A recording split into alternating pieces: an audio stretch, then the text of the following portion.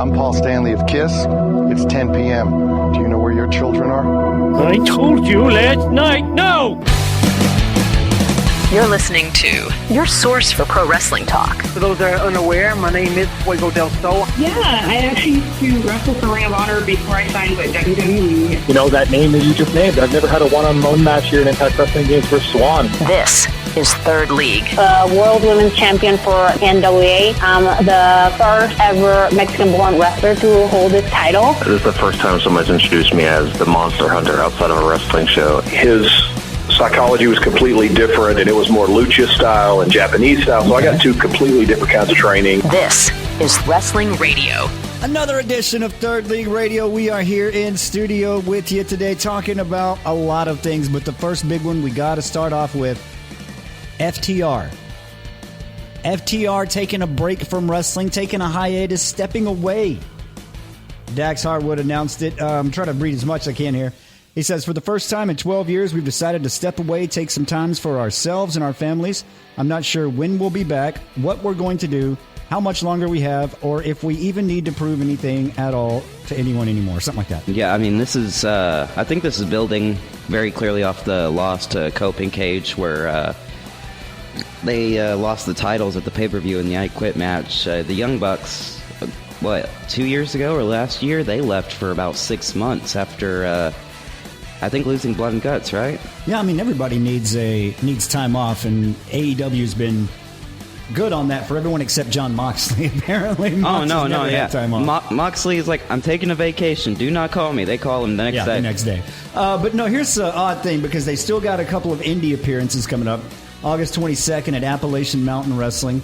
They're taking on the Good Brothers. August 29th, they're going to be in... This is where I think they kind of spoiled the match here. They said, we'll see the following week, August 29th, for the Rev Pro Undisputed British Tag Team Championships as we take on the Young Guns in Wembley Arena. Didn't they just kind of spoil the ending of the match there? Hey, we're taking a break from wrestling. Before that, come see us in a championship match. Yeah, well, what? I mean, the problem is, if you're taking them off TV, but they still have these dates that they... are contracted, they agreed to. So they're just going to do the story like they're going to, but they're going to finish their dates.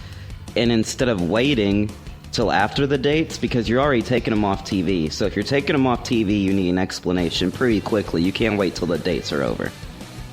Yeah, but they are suggesting they're nearing the end of their careers and all that. I can see that being as working for as long as they have. But yeah, FTR...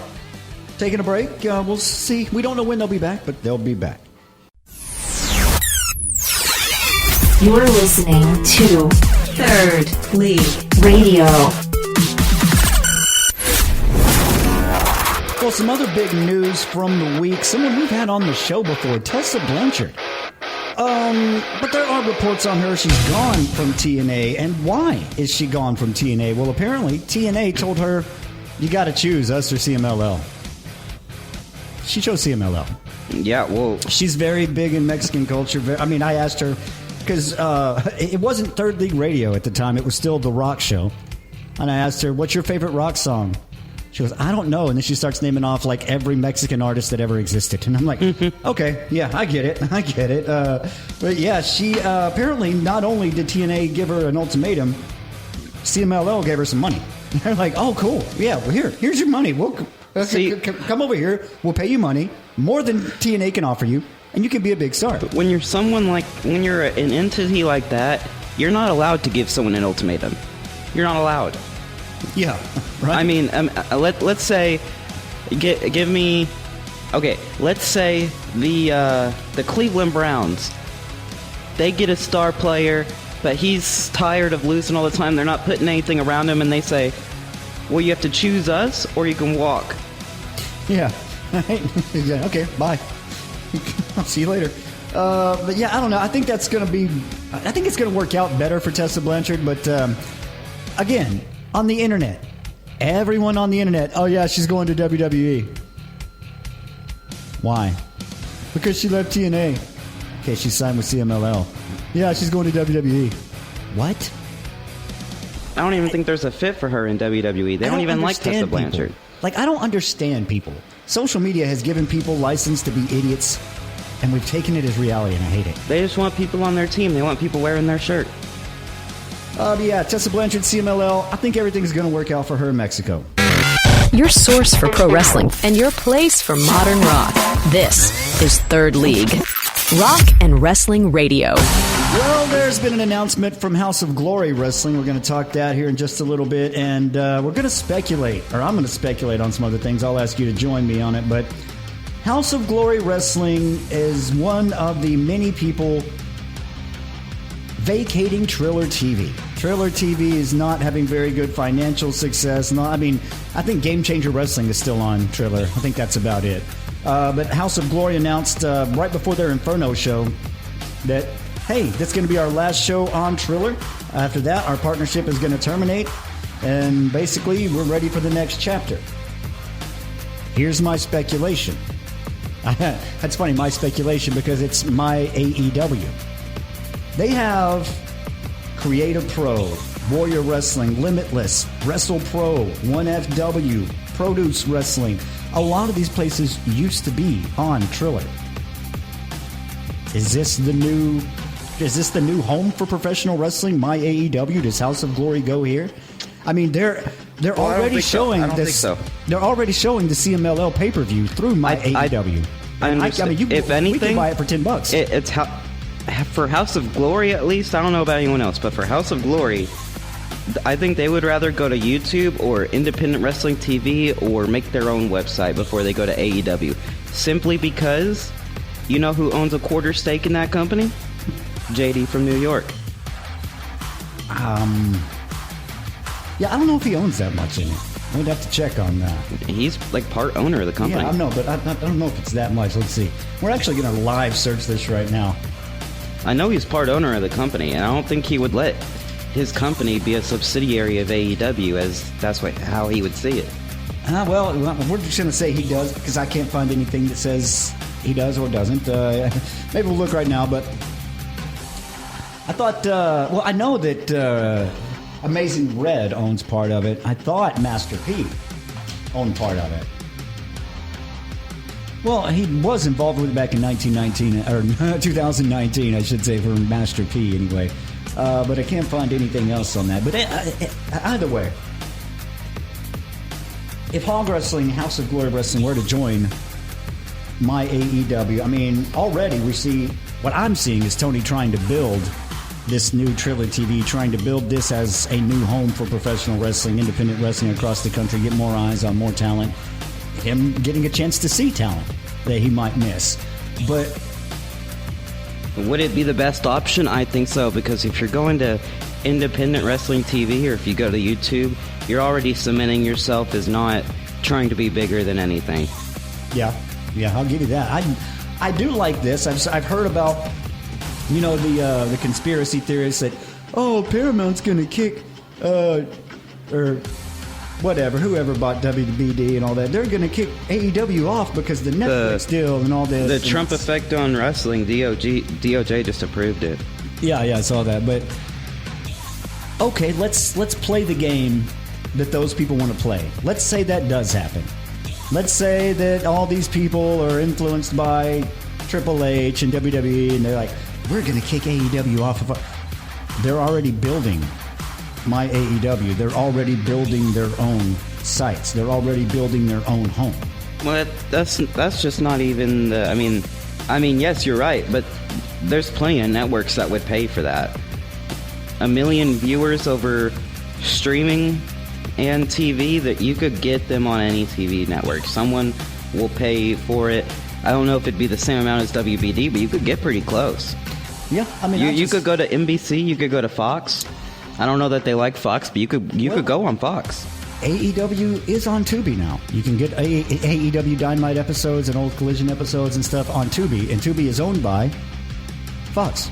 Well, I do think you still need to be on TV, but you could be on Tubi, My AEW, and TV. I mean, Tubi is in more homes than I think most people realize, because it is a free service where every single thing on there is free. An actual ownership structure, but it does say Master P is involved. Brian XL, Amazing Red. Because he joined when they were small, and I thought when he joined and he brought them a bunch of viewers from YouTube that he got a little bit of it. Yeah, I can't find any actual ownership structure on it. He was kicked off the commentary team recently because he had a meltdown. It was about the Mercedes Moné match. Yeah. There's people like that who just get, like I said, they get way too invested into what I saw online. And when that doesn't match the reality, they can't handle it. They freak out. But yeah, let's hope everything the best for my AEW. Hope JD gets some mental help. Can see a therapist. But yeah, I hope House of Glory turns up on my AEW. Third League Radio. All right, now we're going to go into wrestling this week. We are going to start in Sugar Land, Texas, at the Smart Financial Center for AEW Dynamite. Where the hell is Sugar Land? Is that... I mean, it sounds like somewhere Elvis had a vacation home. We'll start with a singles match as Kenny Omega would defeat Tony Nese just under 2 minutes. That's really crazy. Quick match in this one. I mean, yeah, good for Tony Nese. He's a great wrestler. I don't know why he's not used as much. He had a great thing with the frat party. Where'd that go? The Griff Garrison groups and all that, I think Tony keeps them around just because he likes maybe one or two of the people, but I never see any direction with groups like that. Next up is a tag team match. But no, Tony Nese is amazing. He's a great wrestler. The problem with him is he needs someone to tell him what to do. And I think that's the problem, because everyone else can make it themselves. John Moxley, he's the same anywhere he goes. That's him. Well, speaking of John Moxley, he was in the next match, tagging with Daniel Garcia. They would lose, though, in a Wrestling Observer rated 4-star match to Bandito, Brody King, 22 minutes in that match. Yeah, I saw a little bit of this match. I was like waking up from a nap. I remember having it on. Thought they had said Brodito was the tag champions, and I was like, I know I missed 2 weeks, but there's no way they're the tag champions. They're not. No. We'll move right along to a 4.5-star rated match. It is an Owen Hart Foundation Women's Tournament semifinal as Mercedes Moné would defeat Hazuki 22 minutes, 25 seconds. I mean, Hazuki's great. Mercedes Moné is great.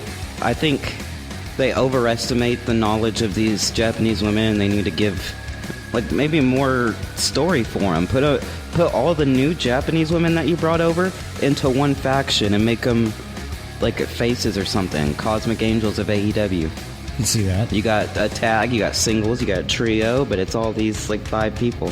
We'll move on to the main event. I'm not a big multi-person match. Wrestling Observer did give this 4.25 stars. It's a 12-man tag match for the main event. That's his baseline at this point. See, Andrade Elite, it's the Don Callis family. Andrade, Jake Doyle, Kazuchika Okada, Kevin Knight, and Kyle Fletcher will join MJF as they would defeat Darby Allin, Konosuke Takeshita, Mark Briscoe, and the conglomeration, Kyle O'Reilly, Orange Cassidy, Roderick Strong. I mean, this is more of a story match. It's great names. I remember it being good. I don't know. I'm not a fan of multi-person matches like that. We'll talk more about that as we come up talking to... Well, when you have that much talent, I mean, you got to. Yeah. But, I mean, the show itself, on Cage Match, it's got an 8.01 rating. It's, 127 valid votes on there, so it's a pretty good... take on the show. I mean, you played the WWE games, the general manager mode. You got 10 of the top 25 wrestlers in the game. You only got 5 matches that they give you on there, but you got a mid-card too. You're going to have. I mean, the multi-man matches build the stories as well in the game, so a very elegant game, actually. And that is a look at AEW Dynamite. Not trying to advertise the general manager modes on the games, but they're fantastic. Third League Radio. Well, time for Collision. We're sticking in Sugar Land, Texas. We don't usually talk dark matches, but Steve Borden had a dark match before this, and he's going against a guy I really do like, Gino Medina. That was my favorite version of the Dynasty. You had MJF, you had Richard Holiday, you had Gino, you had Hammerstone. Those 4 guys never really got enough time to develop, but that was my favorite version of the Dynasty, so always good to see Gino getting some kind of action. But we'll start the show with the 6-man tag match as the Elite, Matt, Nick Jackson, and Jack Perry would defeat the Lethal Twist. There was a TBS Survival of the Fittest qualifying match Chris Statlander would defeat Mina Shirakawa. There's been a little bit of some unease teased between those two. I think it finally boils over at some point to a Statlander-Shirakawa feud, which I think burns pretty good. But I think actually Mina's going to be the one who attacked Tony and knocked her out and sent her away. And maybe we wait until all that happens before we reveal Mina's a bad character. I'm not sure. We'll move on to a singles match now as Mystico would be in action. He would defeat Dante Martin, 11 minutes, 33 seconds. Well, Pac would be in action just under 5 minutes as Pac would beat Jay Alexander, 3 minutes, 9 seconds. Pac would get the win in that one. And in another singles match, Zack Sabre Jr. was in action. They're kind of showcasing people coming up for Forbidden Door. Zack Sabre Jr. would get the win over Adam Priest in 9 minutes, 38 seconds. Now, this one surprised me, the main event. The Owen Hart Foundation Women's Tournament, another semifinal match. We saw Mercedes Moné get the victory on Dynamite. Mercedes Moné would move on to the final. This one, Athena is in action, taking on Maya World. And I'm thinking Athena gets the win. The forever champion taking on Mercedes Moné in the final could set up Mercedes Moné taking the ROH title away from Athena. But that's not what happened. Maya World gets the win. Mm-hmm. It's Maya World going to the final against Mercedes. Wait, so the winner of that match faces Athena? No. Maya World just beat Athena. For what? In the tournament, in the semifinal. Maya World is going to the final to take on Mercedes. Who's the champion? Okay. It's the Owen Hart Tournament semifinal. Okay. I was telling everyone what I thought the plan was. I thought the plan was to eventually have a couple of matches where Mercedes takes the title off of Athena, who's had it. She's the forever champion. But that's not what's going to happen because Maya World beat Athena to go to the final. And that surprises me. I see people talking about, oh, wow, this finals, we know who's going to win this one. What if Maya World gets the win? What if Maya World gets the push here? She might. I mean, she is getting over. She's a great talent, but I think they're going to give it to Mercedes. I think they need to build Maya a little bit. But that is our look at Dynamite. This Week in History. Okay, now time for This Week in History. We got 3 things we're going to be looking at this week. We're looking at the days June 15th through the 21st.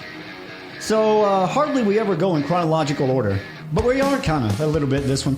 June 15th, 2002.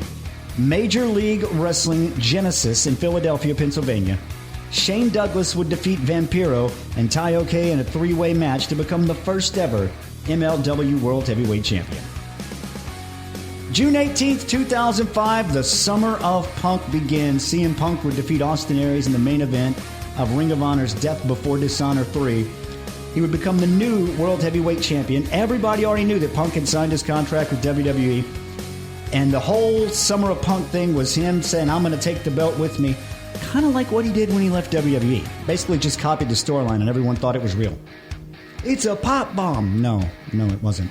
So anyway, everybody tried. Jay Lethal, Roderick Strong, Christopher Daniels. Nobody could get the title from him. Finally, James Gibson would get the title at ROH Redemption. He would pin Punk in a fatal 4-way match.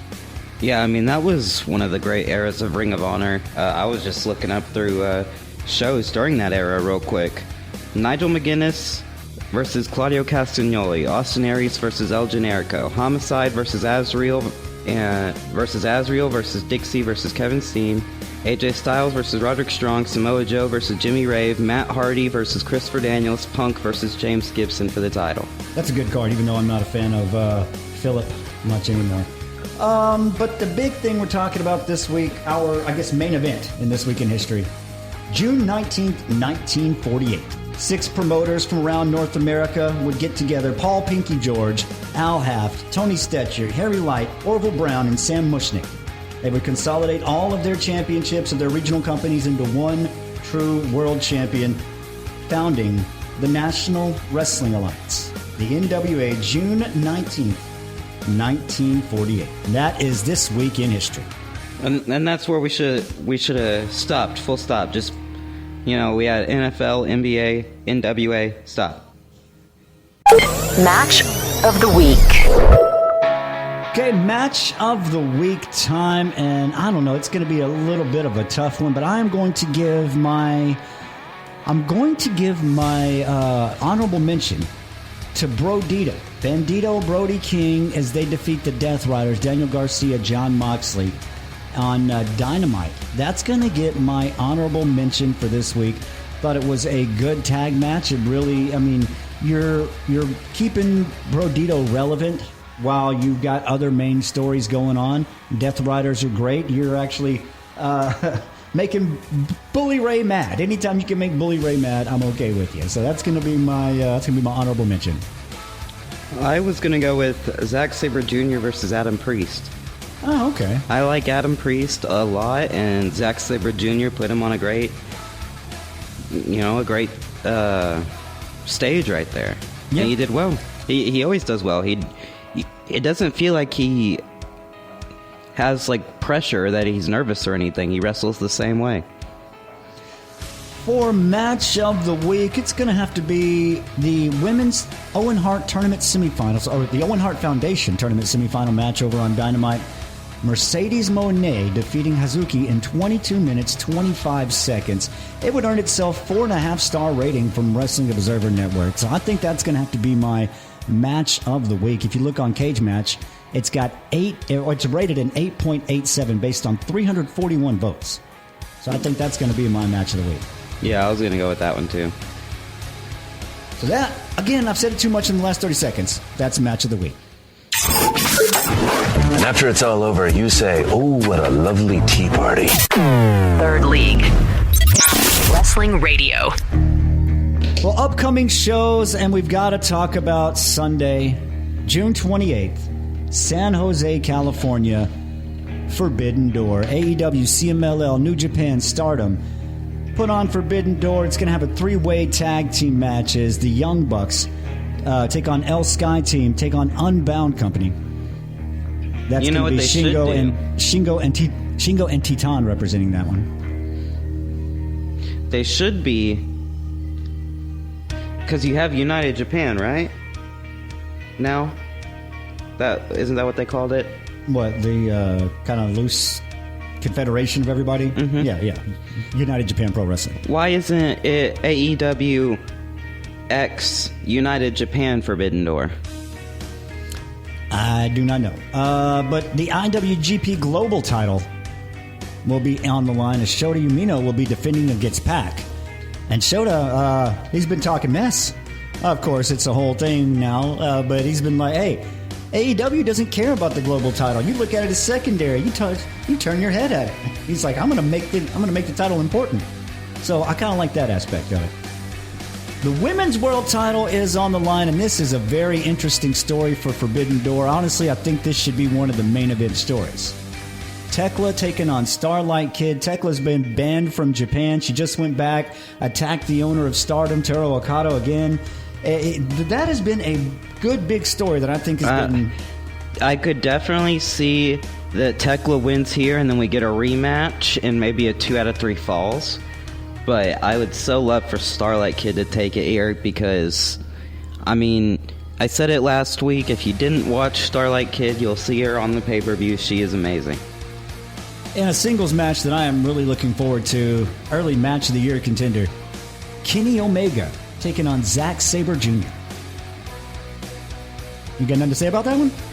No, that's going to be amazing. I don't think I have to say anything. I mean, listen to that. That's Jordan versus Bird right there. Well, we got the Owen Hart Foundation finals for the men's and women's tournament. The men's finals will feature Swerve Strickland taking on Will Ospreay. Again, could be a match of the year contender. And in the women's tournament final, we talked about it earlier, Mercedes Moné versus Maya World. So we got a Continental title match going to be on the line. We saw Brodito get the win over the Death Riders over on Dynamite. That's going to really set up this Jon Moxley defending his title against Bandito. Can Bandito get the title from Moxley without the Continental help? title? Yes, the Continental title. Without the help. I'd say so. I mean, you know, Tony loves Bandito. Bandito's a great wrestler, and I think it would make a lot of sense for him to take it off Moxley if you do it the right way. The AEW World Tag Team titles are on the line. Adam Copeland and Christian Cage will be defending against the Dogs, Clark Connors, and David Finlay. And here is a steel cage match for the main event. It's a multi-person match. Again, it's the same match we saw to main event Dynamite, except it's in a steel cage. And in this one, there's a special stipulation. If Mark Briscoe's team wins, Mark Briscoe gets an AEW World Title match. But we all know the participants. Mark Briscoe and the conglomeration, Orange Cassidy, Roderick Strong, Kyle O'Reilly, teaming with Takeshita and Darby Allin to take on the Don Callis family, Andrade, Jake Doyle, Kazuchika Okada, Kevin Knight, Kyle Fletcher, joined by MJF. But if the conglomeration team wins, Mark Briscoe gets a title shot. That could cause some tension. Yeah, I mean, it very well could, but... I feel like they should have built this up into more like the, I mean, nothing can be like that, but you should have built it to be more like the United Empire versus Bullet Club, because that was an insane steel cage match. Wasn't it elimination or? Yeah, and the steel cage on that one was a little bit shorter. Like their heads were over the cage. Oh my god, dude! That was yeah. We watched that live. I think you almost fell asleep, or you did once or twice. It was over an hour. Yeah, no, I mean, and it's from Japan, so it was like early in the morning. Yeah, but no, that is a look at Forbidden Door. That is coming up on Sunday. That's it for us. We'll see you next time right here on Third League Radio. Thank you for listening to this edition of Third League Radio. Download the latest episodes at Apple Podcasts, Spotify, or YouTube. Catch the live radio show every weekend starting at 10 p.m. You can listen live every Friday night at mix961.net. This has been Third League Radio.